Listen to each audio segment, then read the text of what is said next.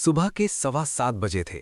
दिल्ली के एक prestigious school sunshine international school का मेन गेट खुल रहा था।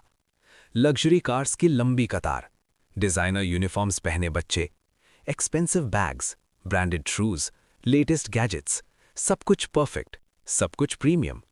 लेकिन इसी भीड़ में एक लड़की बिल्कुल अलग थी।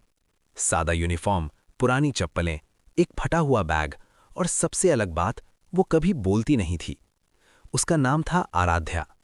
14 साल की, म्यूट, गूंगी, लेकिन उसकी आंखों में एक अजीब सी चमक थी, जैसे कुछ कहना चाहती हो, लेकिन शब्द नहीं निकलते थे। आराध्या क्लास में अकेले कोने में बैठती थी। कोई उससे बात नहीं करता था, कोई दोस्त नहीं था। देखो देखो, वो आ गई, डम गर्ल। कुछ लड़कियां फुसफुसाती हुई हंसतीं। इसे यहां एडमिशन क्यों मिल गया? ये स्कूल तो एलीट बच्चों के लिए है। एक लड़का मजाक उड़ाता। लंच ब्रेक में सब कैंटीन में ग्रुप बनाकर बैठते, लेकिन आराध्या अकेले एक कोने में अपनी रोटी चुपचाप खाती। टीचर्स भी उसे इग्नोर करती थीं। आराध्या, तुम तो बोल नहीं सकती, तो क्लास प्रेजेंटेशन में पार्टिसिपेट मत करो, बस बैठी रहो, मिसेस कपूर ने कठोरता से कहा। आराध्या की आंखों में दर्द था, लेकिन आवाज नहीं थी उस दर्द को बयान करने के लिए। स्कूल के बाद आराध्या धीरे धीरे अपने छोटे से घर की ओर चलती थी। एक कच्चा मकान, टूटी हुई दीवारें, लेकिन साफ सुथरा। उनकी मां लक्ष्मी एक डोमेस्टिक वर्कर थी। दिन रात मेहनत करती थी ताकि आराध्या को अच्छे स्कूल में पढ़ा सके। बेटा, आज स्कूल कैसा रहा? मां ने प्यार से पूछा। आराध्या ने सिर्फ मुस्कुरा दिया, लेकिन उस मुस्कुराहट के पीछे छिपा दर्द मां समझ जाती थी। लक्ष्मी ने आराध्या के सिर पर हाथ फेरा। बेटा, मैं जानती हूं तुम बहुत कुछ कहना चाहती हो, लेकिन भगवान ने तुम्हें आवाज नहीं दी तो क्या हुआ? तुम्हारे अंदर एक अलग ही टैलेंट है, कभी हार मत मानना। आराध्या ने अपनी डायरी खोली। उसमें ब्यूटीफुल ड्राइंग्स बनी थीं, पेंटिंग्स, स्केचेस, आर्ट। वो बोल नहीं सकती थी, लेकिन अपने आर्ट से अपनी फीलिंग्स एक्सप्रेस कर सकती थी। कुछ हफ्तों बाद स्कूल में अनाउंसमेंट हुआ। Annual cultural function, theme express yourself. Principal Mrs Sharma ने असेंबली में कहा, स्टूडेंट्स, ये फेस्टिवल आप सबके टैलेंट को शोकेस करने का मौका है। डांस, म्यूजिक, ड्रामा, पोएट्री, जो भी करना चाहते हो पार्टिसिपेट करो। सारे स्टूडेंट्स एक्साइटेड थे। कोई डांस प्रिपेयर कर रहा था, कोई ड्रामा, कोई सिंगिंग। आराध्या ने भी पार्टिसिपेट करने की सोची, लेकिन कैसे? उसने अपनी आर्ट टीचर मिस प्रिया के पास जाने की हिम्मत की। मिस प्रिया स्कूल की सबसे काइंडेस्ट टीचर थीं। वो आराध्या को हमेशा अलग नज़र से देखती थीं। आराध्या ने अपनी डायरी मिस प्रिया को दिखाई। मिस प्रिया ने पेजेस देखे और शॉक्ड रह गईं। आराध्या, ये तो इनक्रेडिबल है। तुमने ये सब खुद बनाया? आराध्या ने सिर हिलाया। हाँ। मिस प्रिया की आंखों में चमक आ गई। आराध्या, मैं चाहती हूं कि तुम एनुअल फंक्शन में अपनी आर्ट शोकेस करो। एक लाइव पेंटिंग परफॉर्मेंस, तुम्हारी कहानी, तुम्हारी इमोशंस, सब कुछ कैनवस पर उतारो। आराध्या डर गई। क्या लोग मुझे एक्सेप्ट करेंगे? क्या वो मेरी आर्ट को समझेंगे? लेकिन मिस प्रिया ने उसका हाथ पकड़ा। ट्रस्ट मी आराध्या, तुम्हारे अंदर जो टैलेंट है वो किसी बोलने वाले से ज्यादा पावरफुल है। आराध्या ने मेहनत शुरू कर दी। हर दिन स्कूल के बाद आर्ट रूम में घंटों प्रैक्टिस करती। लेकिन सबको पता चल गया। अरे, डम गर्ल पेंटिंग करेगी फंक्शन में? हा। एक ग्रुप हंसने लगा। इसकी पेंटिंग देखकर सब सो जाएंगे, दूसरा बोला। स्कूल के पॉपुलर स्टूडेंट रेहान ने तो ओपनली मॉक किया। आराध्या, तुम स्टेज पर जाओगी, लोगों को एक्सप्लेन कैसे करोगी पेंटिंग को, साइन लैंग्वेज में? पूरी क्लास हंस पड़ी। आराध्या की आंखों में आंसू आ गए।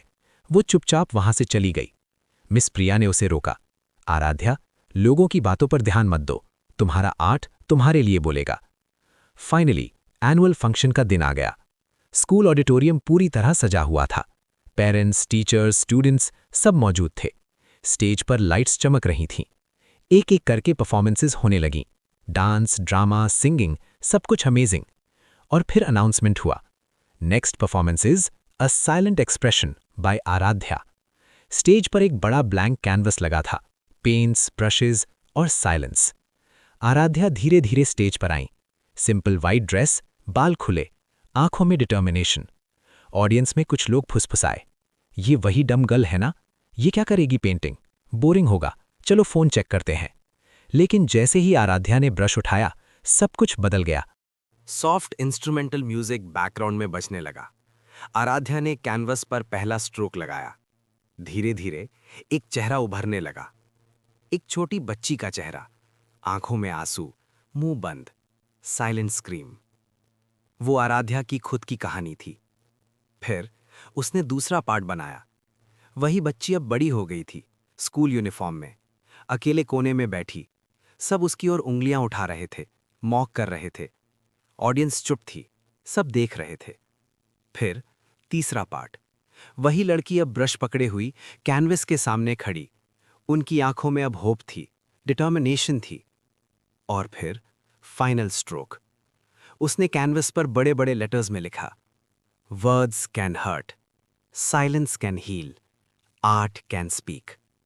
पूरा ऑडिटोरियम सन्नाटे में था। कोई हंस नहीं रहा था, कोई फोन नहीं देख रहा था।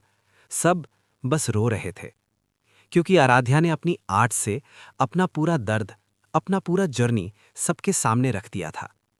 जब आराध्या ने लास्ट स्ट्रोक कंप्लीट किया, पूरा ऑडिटोरियम खड़ा हो गया। Thunderous applause, standing ovation. Parents रो रहे थे, टीचर्स रो रहे थे, स्टूडेंट्स जिन्होंने उसे मॉक किया था वो भी रो रहे थे। रेहान, जिसने सबसे ज्यादा मजाक उड़ाया था, स्टेज पर आया। उसने आराध्या के सामने हाथ जोड़े। Aaradhya, I am so sorry. मुझे नहीं पता था कि तुम इतनी टैलेंटेड हो। मैंने तुम्हें जज किया, बिना जाने। I am really sorry. Aaradhya ने मुस्कुराकर उसे हक कर लिया। सब रो रहे थे। पूरे ऑडिटोरियम में सिर्फ प्यार, रिस्पेक्ट और ह्यूमैनिटी थी। प्रिंसिपल मिसेस शर्मा स्टेज पर आईं। उनकी आंखों में भी आंसू थे। आराध्या, आज तुमने हम सबको एक बहुत बड़ा लेसन सिखाया है। हमने तुम्हें जज किया, इग्नोर किया, हर्ट किया, लेकिन तुमने हमें प्रूव कर दिया कि टैलेंट को आवाज की जरूरत नहीं होती। फ्रॉम टुडे, आराध्या हमारी स्कूल की ऑफिशियल आर्ट एम्बेसडर होगी और हम सब तुमसे सीखेंगे। फिर से स्टैंडिंग ओवेशन। ऑडियंस में बैठी लक्ष्मी, आराध्या की मां, फूट फूट कर रो रही थी। वो स्टेज पर भागी, आराध्या को टाइट हग किया। मेरी बेटी, मेरी शेरनी, मैंने हमेशा कहा था ना तुम स्पेशल हो। आज तुमने पूरी दुनिया को दिखा दिया।